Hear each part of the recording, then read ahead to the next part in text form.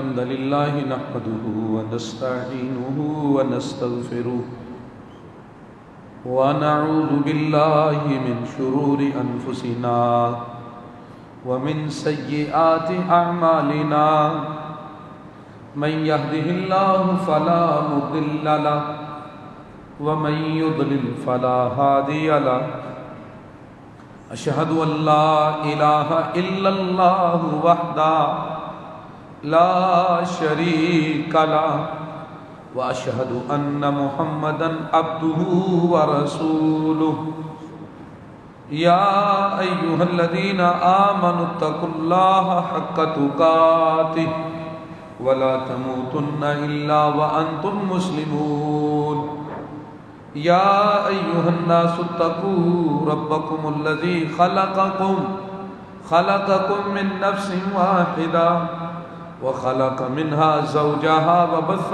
منهما رجالا كثيرا ونساء واتقوا الله الذي تساءلون به والأرحام إن الله كان عليكم رقيبا يا أيها الذين آمنوا اتقوا الله وقولوا قولا سديدا يصلح لكم أعمالكم ويغفر لكم ذنوبكم ومن يطع الله ورسوله فقد فاز فوزا عظيما أما بعد فإن خير الحديث كتاب الله وخير الهدي هدي محمد صلى الله عليه وآله وسلم وشر الأمور محدثاتها وكل محدثة بدعة وكل بدعة ضلالة وكل ضلالة في النار أعوذ بالله من الشيطان الرجيم من همزه ونفخه ونفسه قال الله تبارك وتعالى في القرآن المجيد والفرقان الحميد إنا نحن نزلنا الذكر وإنا له لحافظون. محترم بھائیوں، قابل احترام ساتھیوں، بزرگوں، عزیز طالب علموں اور نہایت قابل احترام میری ماؤں بہنوں، ہم اپنے پروردگار کا جتنا بھی شکر ادا کریں وہ کم ہے. اس کے احسانات، انعامات، فضل و کرم کے مقابلے میں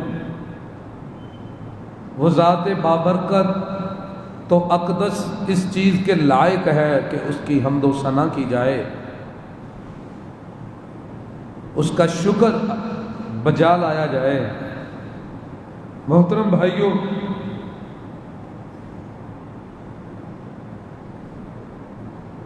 ابھی حالیہ عید کے دن کا مسئلہ آپ کے سامنے ہے. قرآن پاک کی توہین کرنے کی کوشش کی گئی اور یہ واقعہ عین اس وقت کیا گیا کہ جب مسلمان عید کی نماز کے لیے جا رہے ہیں، ادا کر رہے ہیں، جان بوجھ کر ارادتاً تخریب کاری کرنے کے لیے، فساد برپا کرنے کے لیے، امن کو ختم کرنے کے لیے جان بوجھ کر شرارت کی گئی اور اس کے لیے موقع باقاعدہ طور پہ ایسا تلاش کیا گیا، جگہ ایسی چنی گئی جہاں سے گزرنے والوں کو نظر آئے اور جہاں مسلمانوں کا اجتماع ہو. میرے بھائیوں، اس چیز کو مد نظر رکھتے ہوئے میں آپ کے سامنے صرف ایک دو چیز بیان کروں گا. سب سے پہلی چیز بطور تمہید یہ بات یاد رکھیں کہ یہ قرآن اللہ تعالیٰ کا ذکر ہے. اللہ کا کلام ہے، اللہ کی کتاب ہے، اللہ رب العالمین نے اس کی حفاظت کا انتظام کیا ہوا ہے، اس نے گارنٹی لی ہوئی ہے اس کی۔ قرآن کی وحی جب شروع ہوتی تھی تو تب سے دائیں بائیں آگے پیچھے پہرا چلا کر محمد رسول اللہ صلی اللہ علیہ وسلم تک اسے پہنچایا گیا۔ رسول اللہ صلی اللہ علیہ وسلم کے دل پر جب یہ قرآن پاک اتارا گیا تو اس دل کو چاک کر کے اس کے اندر سے جو شیطانی حصہ تھا وہ نکال دیا گیا اور اس کو حکمت سے، دانائی سے بھر دیا گیا۔ اللہ رب العالمین نے اس کی حفاظت کا ذمہ جو لیا ہوا ہے وہ پورا ہو رہا ہے۔ چاہے جو کچھ بھی کیا جائے، یاد رکھیں یہ جو شر کی جاتی ہے اس میں بھی خیر اللہ رب العالمین نکالتے ہیں۔ اگر یہ فتنے اور شر کا عمل نہ کیا جاتا تو شاید مسلمان اس طرح اکٹھے نہ ہوتے، وہ اتنی قرآن کی بات نہ کرتے۔ یہ رب العالمین ہے جو ہمیشہ اپنے بندوں کے لیے اچھا کرتے ہیں، وہ اللہ ہے۔ ان کے اقدام میں کسی نے جناب سویڈن کے سفارت خانے کے سامنے انڈونیشین کو دیکھے، انہوں نے ہزاروں قرآن کے صحیفے پکڑے اور تلاوت کرنی شروع کر دی۔ کسی نے کس انداز میں قرآن سے محبت کا اظہار کیا۔ تو یہ اس چیز کی دلیل ہے کہ اللہ نے کہا میں نے اتارا ہے یہ ذکر، میں اس کی حفاظت کروں گا۔ آپ اندازہ کیجئے کہ جب بھی کوئی کبھی عمل ہوتا ہے اس کے اگینسٹ مسلمان ایک دفعہ پھر قرآن کے ساتھ جڑ جاتے ہیں اور ایک دفعہ ہر طرف یہ مہم چلتی ہے۔ تو یہ اس کی فطرت ہے اسلام کی، اتنا ہی یہ ابھرے گا جتنا کہ دبا دو گے۔ قدرت نے اس کی فطرت یہ رکھی ہوئی ہے، یہ اس کے اندر خیر کا پہلو ہے۔ ہمیشہ جب شر آتی ہے تو پروردگار اس میں خیر بھی ایک رکھتا ہے۔ تو میرے بھائیوں، میں جو آپ کے سامنے بات کرنے والا ہوں وہ ہے ان لوگوں کے لیے، ان نادانوں کے لیے، ان کے لیے جن کو اپنی کتاب کا بھی نہیں پتا اور قرآن کا بھی نہیں پتا، خصوصاً وہ کرسچن اور جوش جو قرآن پاک کا تعارف نہیں رکھتے، جبکہ بہت سارے ایسے ہیں جو قرآن پہ لکھتے ہیں، بہت سارے فارد اور غیر مسلم، انگریز، یہودی، عیسائی جو قرآن کی حقانیت کے اوپر لکھتے ہیں، یہ بھی اپنی جگہ مسلم ہے۔ بڑی بڑی کتابیں لکھی گئی ہیں دنیا کی ہر زبان میں کہ قرآن اللہ کی سچی کتاب ہے اور یہ معجزہ ہے اور اس کے دلائل دیے گئے ہیں، مسلمانوں کے علاوہ بھی لکھنے والے ہیں۔ تو میں آپ کے سامنے سب سے پہلی چیز یہ ذکر کروں گا کہ قرآن پاک انٹرنیشنل لیول پر انٹرفیئر ہارمنی کے اوپر، بین المذاہب ڈائلاگ اور مکالمے کے اوپر ایسی کتاب آج تک نازل نہیں ہوئی۔ دنیا کے جتنے مذاہب ہیں ان کو اگر کوئی تحفظ دیتا ہے تو یہ قرآن پاک ہے۔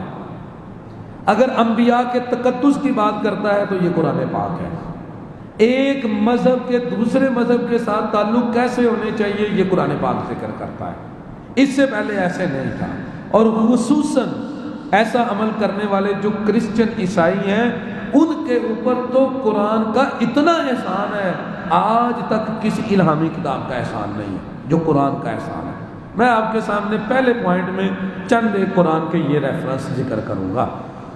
دوسری چیز میں یہ آپ کو بتاؤں گا، صرف بائبل کی تھوڑی سی شکل دکھاؤں گا کہ ہمارا حوصلہ کتنا ہے کہ اس میں اتنی غلطیاں ہیں، میڈیکلی، سائنسی، حتیٰ کہ مذہبی طور پہ، لیکن کبھی کسی مسلمان نے بائبل کو نہیں چلایا، کیونکہ مسلمان ایک امن پسند جو ہے وہ قوم ہے، مسلمان دہشت گرد نہیں ہے، مسلمان حفاظت کرنے والا ہے۔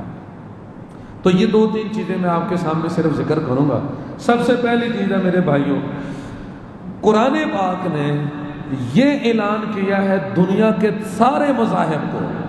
آپ پڑھیے سورۃ عمران، آل عمران آیت نمبر 64 ہے، 64 کے اندر، قُلْ يَا أَهْلَ الْكِتَابِ تَعَالَوْا إِلَىٰ كَلِمَةٍ سَوَاءٍ بَيْنَنَا وَبَيْنَكُمْ۔ یہ ایک لا ہے، کانسٹیٹیوشن ہے جو قرآن نے ذکر کیا ہے۔ اے کتاب والو، خصوصاً یہودی اور عیسائی، ان کو خطاب کیا کہ تم جھگڑا ختم کرو اور مذہبی مشترکات کے اوپر جمع ہو جاؤ۔ یہ پوائنٹ قرآن نے ذکر کیا۔ قرآن دنیا میں عمل لانا چاہتا ہے، ایسے لوگ جو یہ قدم کرتے ہیں، اقدام کرتے ہیں اور قرآن کی بے حرمتیوں سے جلانے کی کوشش کرتے ہیں، یہ حقیقت میں دنیا کے سب سے بڑے دہشت گرد ہیں۔ یہ دنیا کا امن تباہ کرنا چاہتے ہیں۔ وہ کتاب جو سارے مذاہب کو کہتی ہے آؤ جھگڑا ختم کرو، جو تمہارے ہمارے درمیان مشترک ہے اس پہ مل بیٹھو، اور باقی اپنی اپنی انڈیویجلی جو ہے ایکٹیویٹیز وہ اپنے اپنے ساتھ رکھو، لیکن مشترکات پہ اکٹھے ہو جاؤ۔ یہ بات کسی مذہبی کتاب نے نہیں کہی، یہ قرآن کا خاصہ ہے۔ تعالوا الی کلمۃ سواء بیننا وبینکم الا نعبد الا اللہ ولا نشرک بہ شیئا ولا یتخذ بعضنا بعضا اربابا من دون اللہ۔ اور اس آیت میں 3 پوائنٹ ذکر کیے۔ اللہ کے سوا کسی کی عبادت نہیں کرنی، اللہ کی عبادت کرو، کسی کو شریک نہ بناؤ، اور ایک دوسرے کو خدا مت بناؤ، خدا اسے بناؤ جو تمہارا خالق ہے۔ کہا آؤ اس بات پہ اتفاق کر لو۔ یہ تو دنیا کے ہر مذہب میں کہا گیا۔ میرے بھائیوں، اس سے پہلے آپ قرآن پاک کو پڑھیے، اس کی تلاوت کیجیے، آپ غور کریں سورۃ البقرہ آیت نمبر 113 میں اللہ تعالیٰ نے وہ حالت ذکر کی ہے۔ اور اگر آپ تاریخ کو اٹھائیں گے، آپ یہودیوں کی تاریخ کو پڑھیں، کرسچن کی تاریخ کو، تو آپ کو یہ حقانیت ملے گی۔ اللہ نے قرآن پاک کے اندر ایک ان کا حال ذکر کیا ہے۔ فرمایا وقالت الیہود لیست النصارى علی شیء، وقالت النصارى لیست الیہود علی شیء۔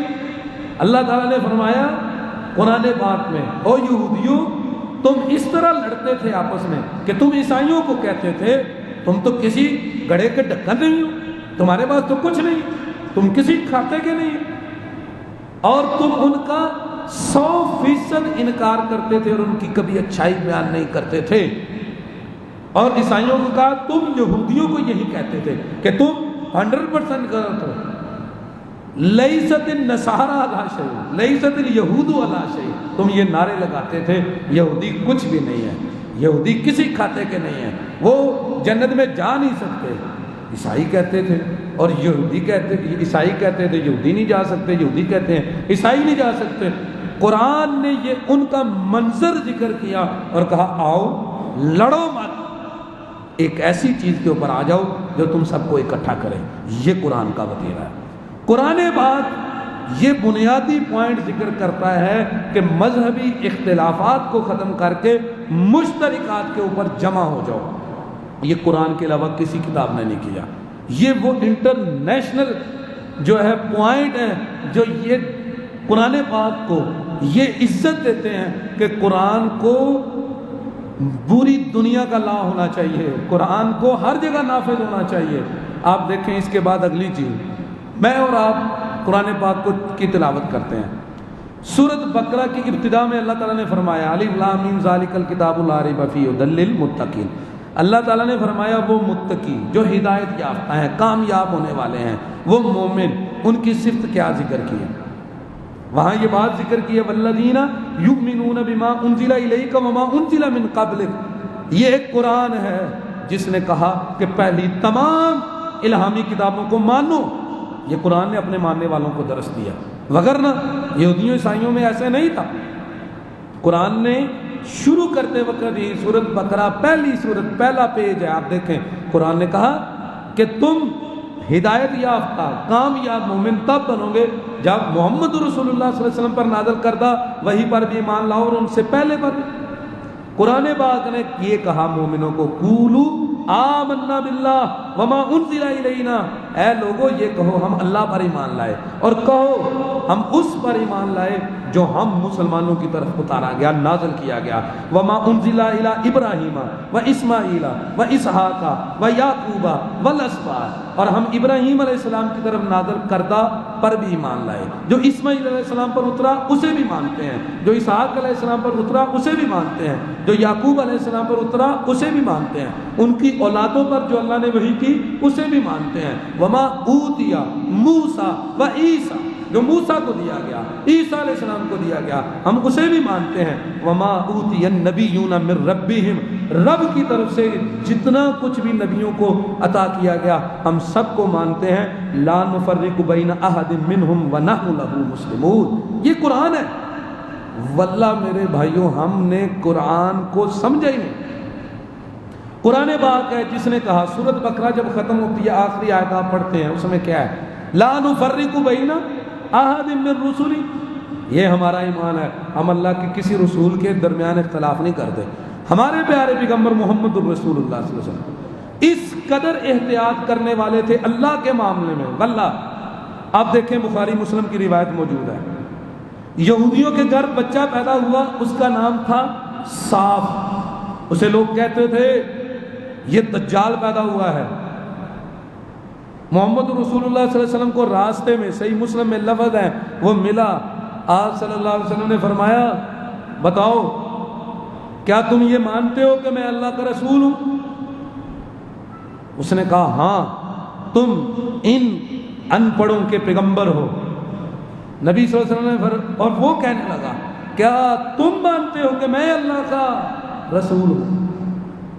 رسول اللہ صلی اللہ علیہ وسلم نے انکار نہیں کیا، آپ نے فرمایا میں اللہ کے ہر پیغمبر کو مانتا ہوں، نہ ہاں کی نہ نہ کی۔ یہ ہے محمد رسول اللہ صلی اللہ علیہ وسلم کا اخلاق، جن کے اوپر قرآن نازل ہوا ہے۔ یہی قرآن کو پڑھیں، قرآن کی بھی ٹون یہی ہے، قرآن کی بھی رمز یہی ہے۔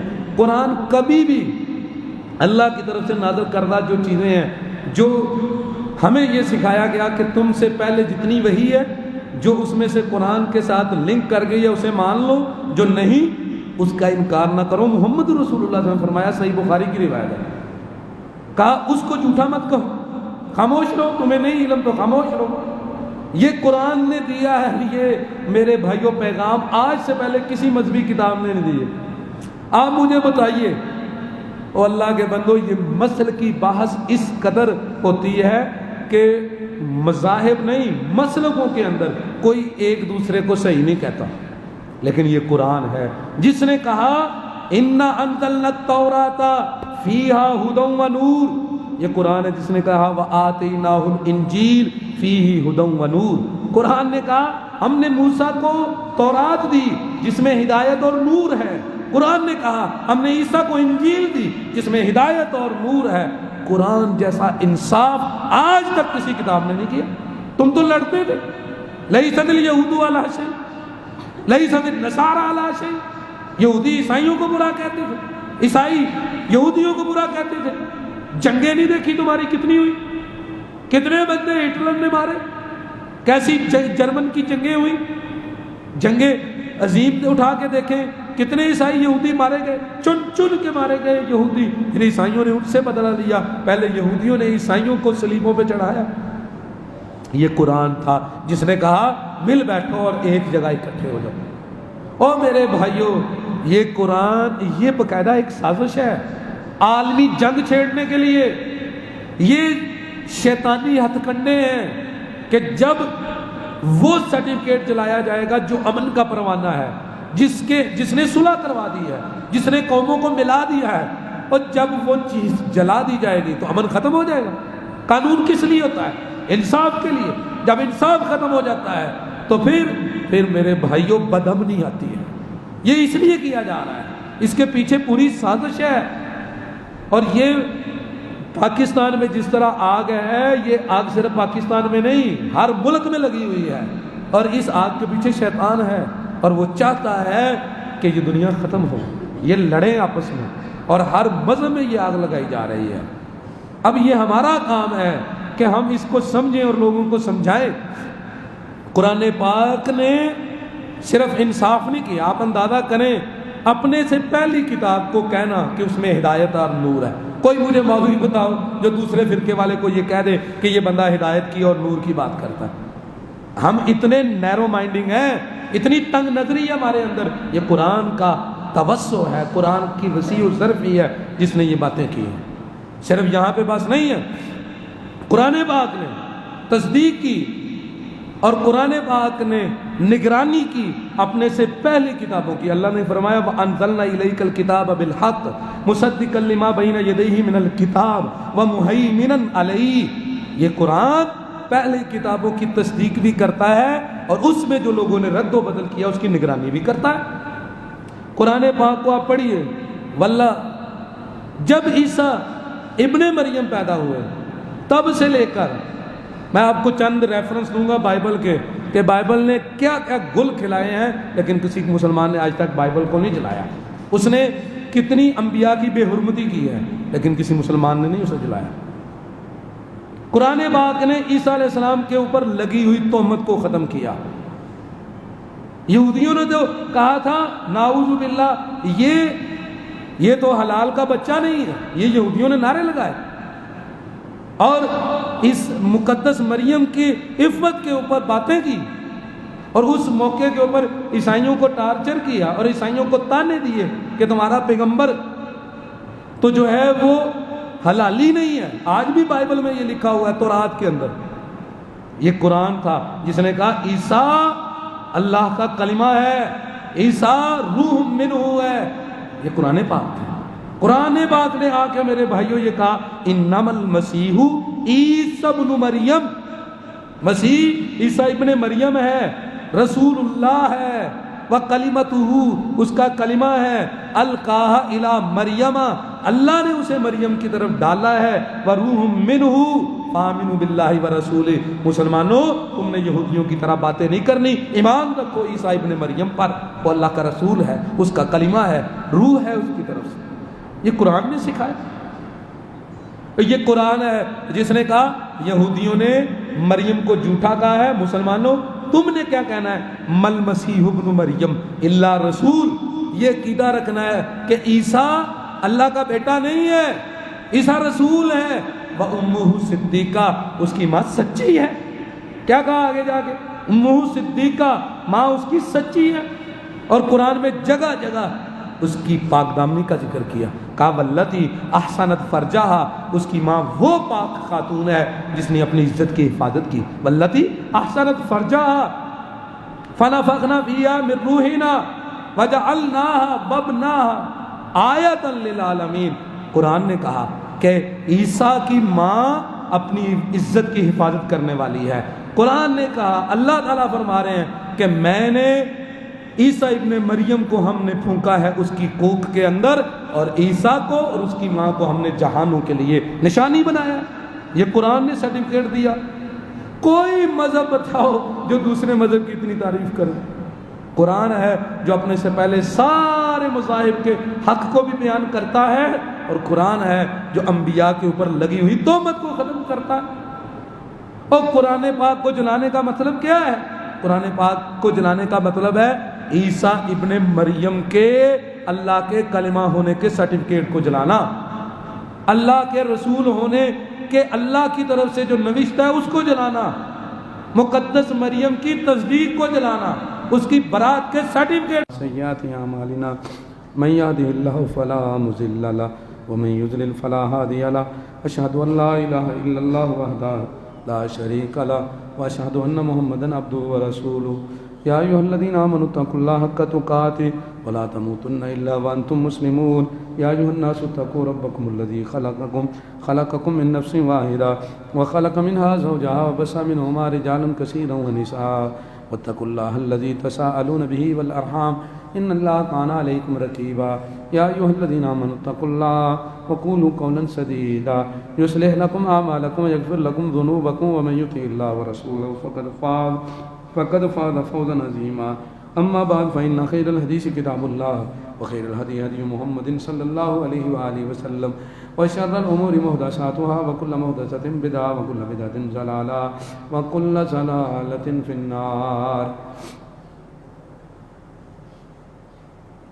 محترم بھائیوں، یہ بات بھی اچھی ہے، لوور لیول پہ ایسا ہونا چاہیے کہ ہم قرآن کی بیان کریں شان، لیکن ایک کرسچن کے لیے یہ کیا لگے ہمارے خطبات میں قرآن پاک کی شان بیان کر دی جاتی ہے، اس کو پڑھنے کا اتنا ثواب ہے، وہ گستاخی کرتے ہیں اور ہم آپس میں شان بیان کرتے ہیں۔ انٹرنیشنل لیول پہ ہمیں یہ بتانا چاہیے کہ قرآن کے اوپر جو تم ایلیگیشن لگاتے ہو وہ 1000 گنا بائبل کے اوپر لگتی ہے، لیکن کوئی مسلمان یہ دہشت گردی نہیں کرتا، اور قرآن پاک حقیقت میں تمہارے امن کا سرٹیفکیٹ ہے۔ یہ چیز ہے جو بتانے والی ہے ان لوگوں کو۔ ان کو کیا لگے آپ کو ایک آیت پہ 10 نیکی ملتے ہیں۔ ہمارے ہاں جب بھی مسئلہ بنتا ہے تو خطیب صاحب شروع ہو جاتے ہیں ایک آیت پڑھنے پہ 10 نیکی ہیں۔ یہ ہمارے لیول کی بات ہے. جب مسئلہ آ رہا ہے کرسچن کی طرف سے پھر بات اس کے لیول پہ کرو. جب مسئلہ آ رہا ہے یہودی کی طرف سے پھر بات اس کی تورات سے کرو. اگر نہیں تو جن کو پتہ ہے ان سے پوچھو, لیکن بات اس لیول پہ ہونی چاہیے. تو یہ جو ہے نا وہ ہمیں انہوں نے الگ سے جب مرضی وہ تنگ کر دیتے ہیں اور ہم اپنی جگہ پہ تھوڑا بہت احتجاج کر کے بیٹھ جاتے ہیں. میرے بھائیو یاد رکھیں,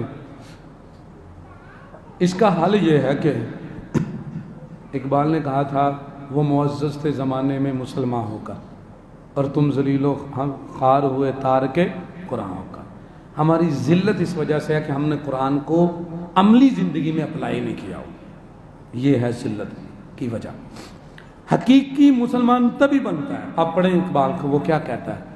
کہتا ہے کہ یہ راز کسی کو معلوم نہیں کہ مومن قاری نظر آتا ہے حقیقت میں ہے قرآن. وہ کہتا ہے یہ جو قاری ہے یہ پڑھتا قرآن ہے, لیکن قرآن اس کے پوری باڈی سے نظر آنا چاہیے کہ قرآن کیا کہتا ہے, تب جا کے مومن کو امن ملتا ہے. اور کہتا ہے یہ راز کسی کو معلوم نہیں ہے. تو اصل ہمارا حل یہ ہے کہ ہم اس کو اپلائی کریں. آپ یاد کریں صلح حدیبیہ کا موقع, جب کافر آئے تھے, وہ ایک موقع ہے جب پہ مسلمانوں نے دکھایا محمد رسول اللہ صلی اللہ علیہ وسلم سے والہانہ محبت دکھائی. آپ نے کلی کی وضو کے لیے, نیچے کسی نے ہاتھ کیا, قطرہ نیچے نہیں گرنے دیا. آپ نے وضو کیا, ناک میں پانی چڑھایا, وہ واپس آیا تو نیچے سے آپ نے ہاتھ کیا. جب یہ چیز کافروں نے دیکھی کہ یہ اتنی محبت کرتے ہیں, تب جا کے انہوں نے کہا ہم کیسر و کسریٰ کے پاس گئے, لیکن اتنی محبت کوئی کسی سے نہیں کرتا جتنی محمد صلی اللہ علیہ وسلم کے جانثار محمد صلی اللہ علیہ وسلم سے کرتے.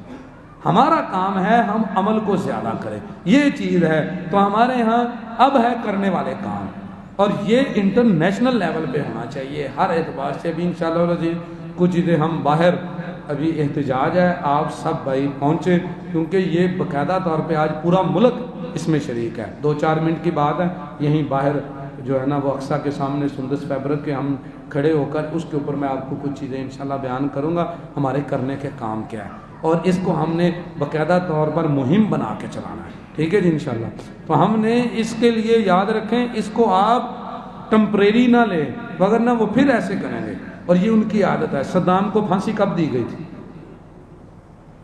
بڑی عید کے موقع پہ.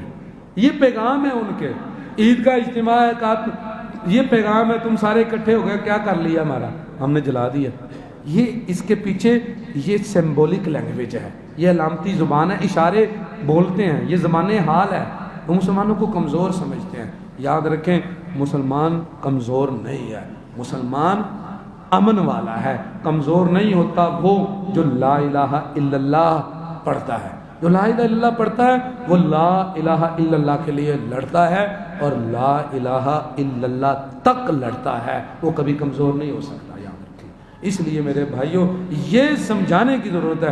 اللہ تعالیٰ سمجھ کے عمل کی توفیق عطا فرمائے, ہمیں اسلام پر زندہ رکھے, ایمان پر زندہ رکھے. جب ہمارا رب ہمیں موت دے تو وہ ہم سے راضی ہو, ہمیں اس حالت میں موت دے کہ ہمارا رب ہم سے راضی ہو. اللہ رب العالمین